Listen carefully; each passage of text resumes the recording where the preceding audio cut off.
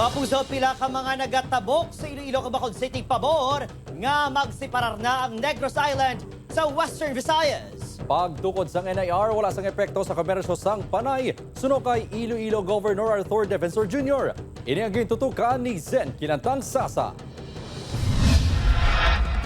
Opisyal na nga gintukod ang Negros Island region matapos ginpirmahan ni President Ferdinand Marcos Jr. ang layi kaangot sini kahapon. Nakasaad diri nga ginaseparar na ang Negros Occidental kag ang highly urbanized city of Bacolod sa Western Visayas. Nahibaloan nga sa Iloilo City na hamtang ang regional offices gani nagatabok pa ang taga Negros diri sa syudad. Para sa mga biyahero, mas bentaha ini agud mapahapos ang transaksyon sang pumuluyo kag magabukas sang dugang pa nga oportunidad. Advantage man Japon.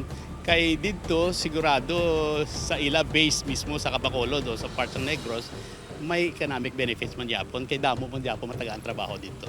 Apang pila ka mga palangitan-an sa pantalan ang posible maapektuhan. Si Manong Lunito nga nagabiyahe sang tricycle, nagakabala ka nga mabuhina ng pasahero matapos nga ginpasar ang NIR. Mabawas na nga mo nga pagmamasahe di sa mga pasahero na mo, makakulang na ginadi sa ano. Amo na nga kung ano, gusto na mo gani kung ano, hindi na lang magsipirit eh. Amo na. Tiway tamay mo kay ti gobyerno ang nag-decide.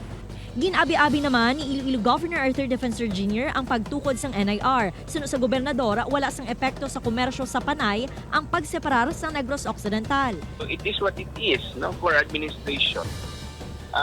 It's for efficient delivery of services and for better governance. Kasi burokasya ina. And we congratulate Negros Occidental and we are happy.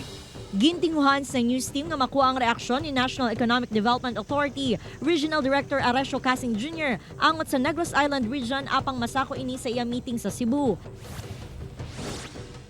Isa sa mga nakasaksi sa ceremonial signing sa Malacañang kahapon, si Kabangkalan City Mayor Benji Miranda. Antes pa gin-abolish ang unang ginporma nga Negros Island region sang 2017, ginpanghandaan na sang Kabangkalan City ang duta agud pahamtangan sa mga nagkalain-laing regional offices. Positibo si Miranda nga ini ang mag-aarangkada na kag mapahamtang sa sur ang mga mayor nga opisina. Ang Kabangkalan ang isa sa mga pinaka-progresibo nga syudad sa sur, malapit sa Oriental Negros kag Siquijor Province. Sa pagpasad pala sinasayang idaya, sa pagplano ko na sa una, amo na mo kay ara na lapit sa Oriental, lapit sa Siquijor, kumbaga, and Bacolod na may ready na nga duta, so may ano pa pangitao naton. Upod kay Cirilo Randuque, Zen Kinantang Sasa, One Western Visayas.